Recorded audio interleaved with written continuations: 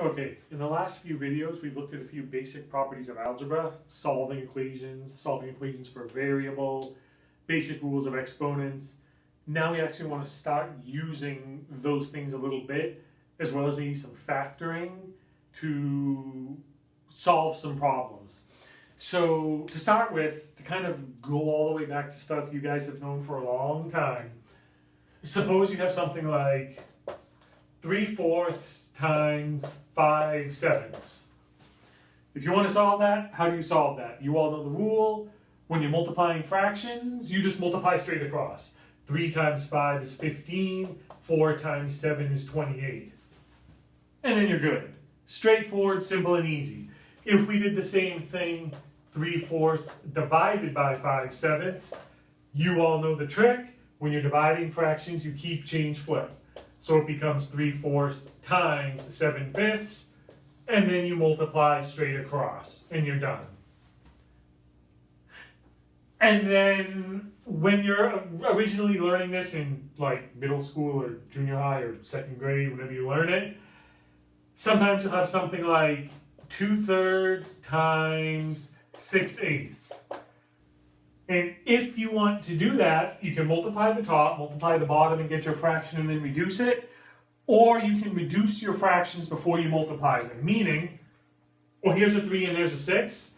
This 3 and this 6 will cancel because of the common. 3 divided by 3 is 1. 6 divided by 3 is 2. The 2 and the 8 have a common 2. Divide them by 2. 2 divided by 2 is 1. 8 divided by 2 is 4. And now we actually have a 2 and a 4 that can simplify. 2 divided by 2 is 1. 4 divided by 2 is 2. Now multiply. 1 times 1 is 1 on top. 1 times 2 is 2 on bottom.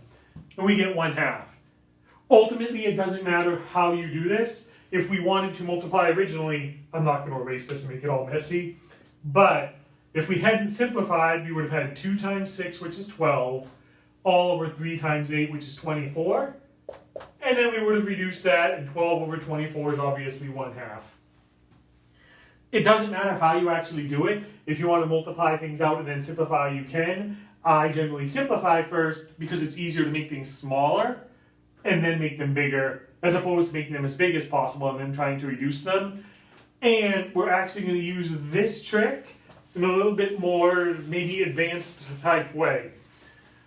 So first off, as far as operations go with multiplication and division, suppose now we want to use these rules of multiplication, but say we have x to the 5th over y cubed times, I'm not going to use the little x symbol for multiplication anymore because we have variables, times y squared over x cubed.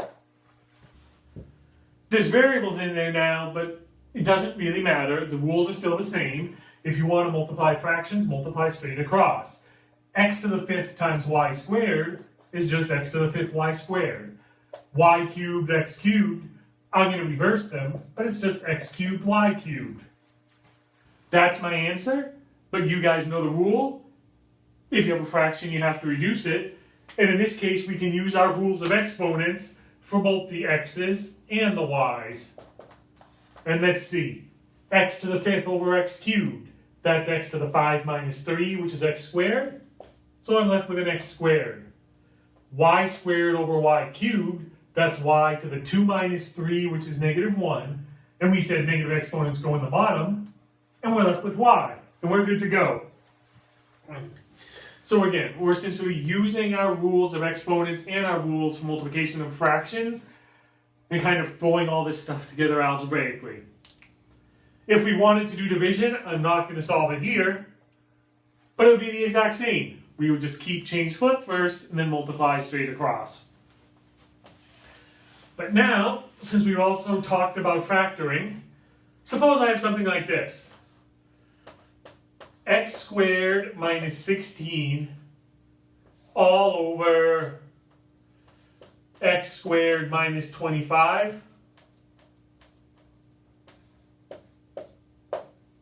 times x squared minus, let's see, we will say minus 4x minus 5 all over x squared plus 6x plus 8. Now suppose I wanted to multiply that out. We all know the rules of foiling. I could multiply straight across and I'd have to foil this with that, get some big huge convoluted mess, and then kind of go from there. For the purposes of this, don't do that. When you have a bunch of polynomials like this multiplied together, factor them first. If we do that, x squared minus 16 is the difference of squares. We get x plus 4 times x minus 4 over x squared minus 25, it's another difference of squares, x plus 5, x minus 5, times x squared minus 4x minus 5. Let's see. Two numbers that multiply to negative 5 that add to negative 4. That would be x minus 5, x plus 1. Here, x squared plus 6x plus 8. Two numbers that multiply to 8 that add to 6. 4 and 2. So that would be x plus 4, x plus 2. Now that you have everything factored, do the exact same thing we did before with just numbers. Cancel common factors. And in this case, there's an x plus 4 on top and an x plus 4 on bottom. Those will cancel. There's an x minus 5 on bottom and an x minus 5 on top. Those will cancel. I think those are the only common factors. Yes. So now, write what I have left. X minus 4 times x plus 1. That's x minus 4 times x plus 1. All over x plus 5 times x plus 2. And as far as it goes, I can leave my answer like that. If you want to FOIL it all out on top and on bottom, you can, but I'm completely fine with you leaving your answers like that. I do not know which way Alex would prefer. If memory serves, on any given problem like this, they will tell you, leave your answer in factored form or multiply it out and simplify. So just be aware on Alex that you're writing your answers in the way Alex wants them. But for this, for what we do in class, for our labs, for our exams, for your written homework, I'm fine just leaving it like that. And then keep in mind, just really quickly, suppose we had the exact same problem, but we had division. Would anything change? Not really. Division just means keep, change, flip. So, x squared minus 16 all over x squared minus 25 times x squared plus 6x plus 8 over x squared minus 4x minus 5.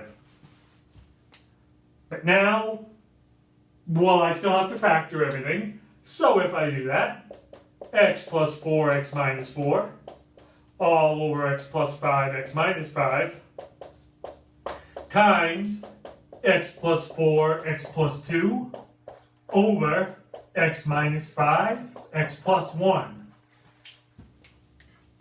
The only difference here is now the x plus 4s are both on top, so they don't cancel. The x minus 5s are both on bottom, they don't cancel.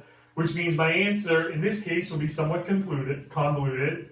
It'll be x plus 4, which is x plus 4 squared, times x minus 4 times x plus 2 all over x plus 5, x minus 5 squared, since there's two of them, x plus 1.